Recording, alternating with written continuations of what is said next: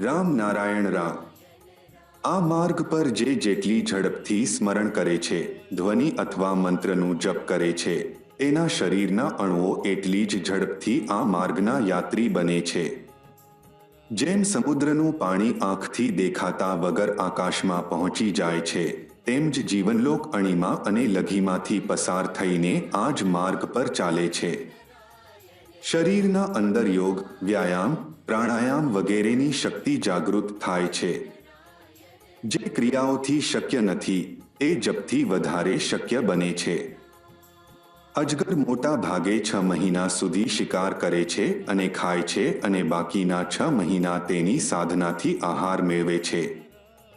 આ પણ એક યોગ પ્રક્રિયા છે જે તેમના અંદર જન્મથી હાજર હોય છે.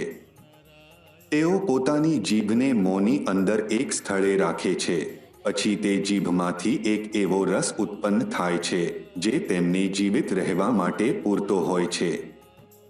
આને ત્રાટક યોગ કહેવામાં આવે છે. આ શક્તિ દરેકના અંદર છે. તે જાગૃત કરવાનું પરિસ્થિતિ પર આધાર રાખે છે.